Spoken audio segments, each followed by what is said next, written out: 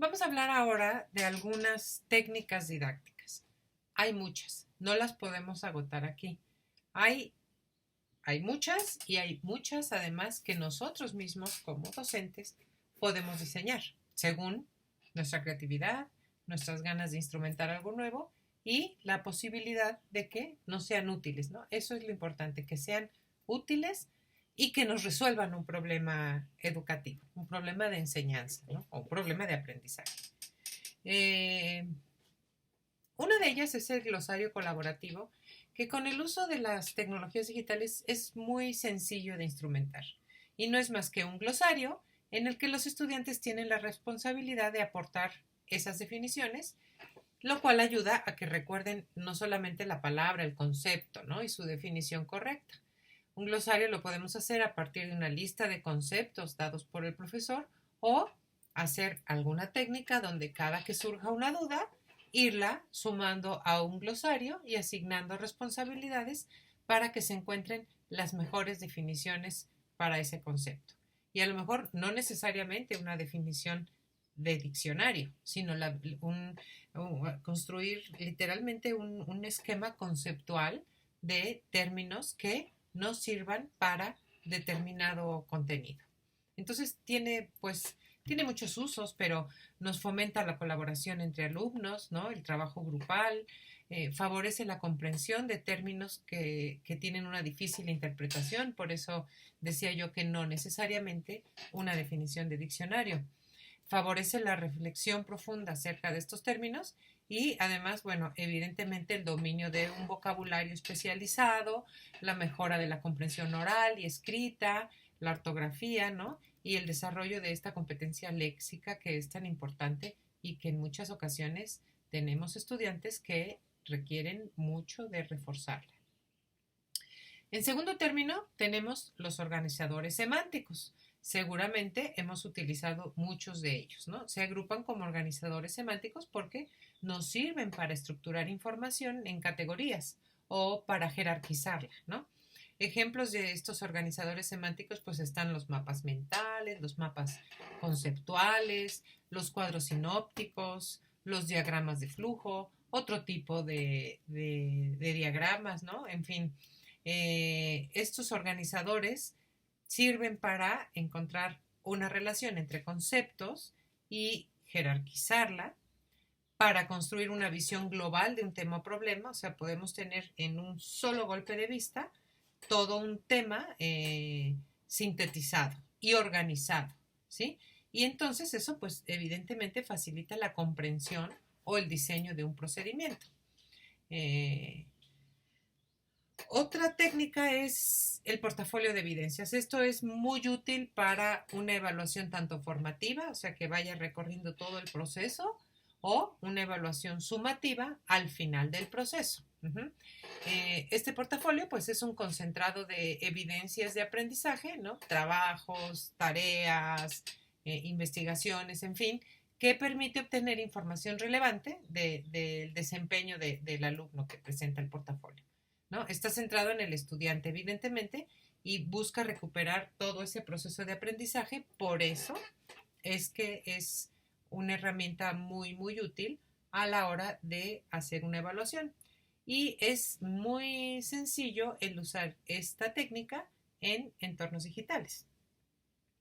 Con un portafolio podemos tener evidencias objetivas no solo del producto, sino del proceso, ¿no? Que siguieron los estudiantes para llegar a ese producto final. Nos permite además identificar aspectos importantes del proceso de los estudiantes.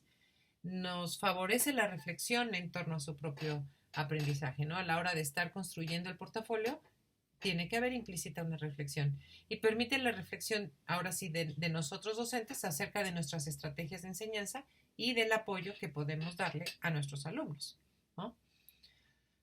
Otra técnica son las demostraciones, en donde el profesor demuestra una operación o un procedimiento tal como se espera que la aprenda el alumno, ¿no? Cómo la realice. Si el proceso es complicado, pues la deberá separar en pequeñas unidades de instrucción. Y es muy importante cuidar que se presente un solo proceso, es decir, tratar de no confundirnos. Si vamos a demostrar un proceso, demostrar exactamente ese proceso. Se usa mucho en laboratorios, pero también en las ciencias sociales se puede emplear con mucho éxito para atender ciertos procedimientos. Por ejemplo, una entrevista. ¿Sí? Se puede hacer una demostración de cómo hacer una entrevista de trabajo, una entrevista diagnóstica, una entrevista semiestructurada, en fin. Es muy útil también para los problemas matemáticos y propicia la mecanización de procedimientos. La siguiente técnica es la técnica expositiva. Aquí, en esta técnica, quiero decirles que vamos a reflexionar porque con la llegada de las nuevas modalidades de enseñanza ha sido muy denostada la técnica expositiva. Ahora se le llama la exposición tradicional, que si la transmisión del conocimiento, que si el alumno no es activo cuando hay, y que no hay, cuando son técnicas expositivas, que no permiten que el alumno construya su aprendizaje. Y yo quiero decirles que esta técnica expositiva también es muy útil y también la podemos seguir utilizando con mucho éxito, porque su objetivo es la transmisión de conocimientos, el ofrecer un enfoque crítico de la disciplina que estemos tratando, que conduzca a los alumnos a reflexionar y a descubrir las relaciones entre diversos conceptos, ¿no? Para tener una mentalidad crítica y para poder elegir un método para resolverlos. El problema es que muchas veces nos quedamos solamente en la primera parte, en la transmisión de conocimientos, pero la técnica expositiva puede ir mucho más allá, ¿no?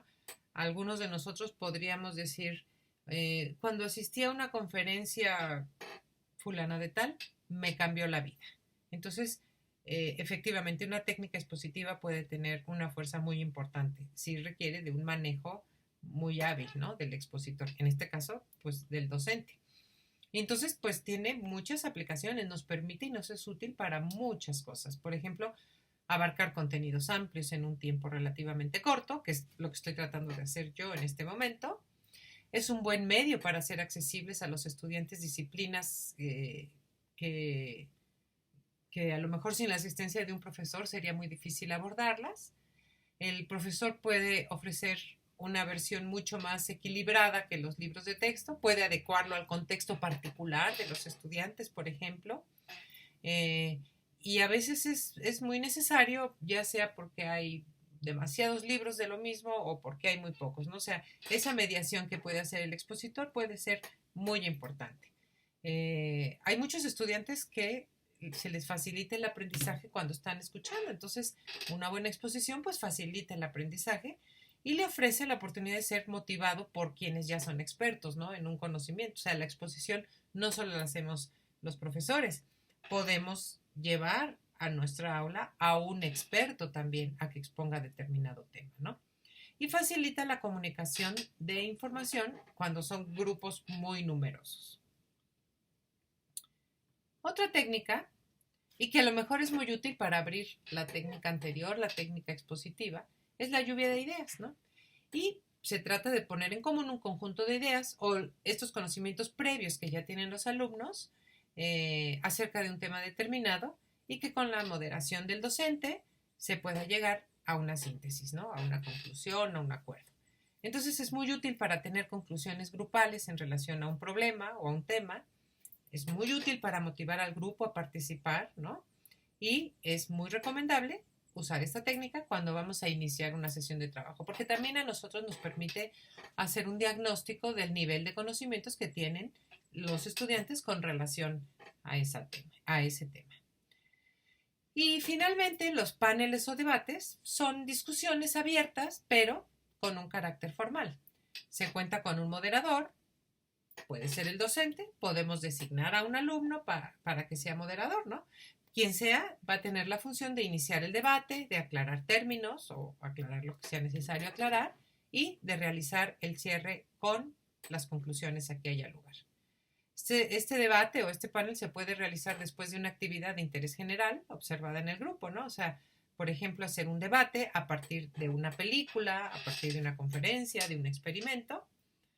Puede ser la parte final de una mesa redonda donde expongan algunos y concluya con un debate y es muy útil para favorecer la participación de todo el grupo siempre que esté conducido de manera adecuada por el profesor o por el facilitador. Pues estas son algunas de muchísimas técnicas. El abanico es amplio, tenemos de dónde escoger y podemos crear más, como lo decía al inicio, pero pues estas ideas quizá nos puedan servir para abrir boca y empezar a diseñar o aplicar las que consideremos convenientes.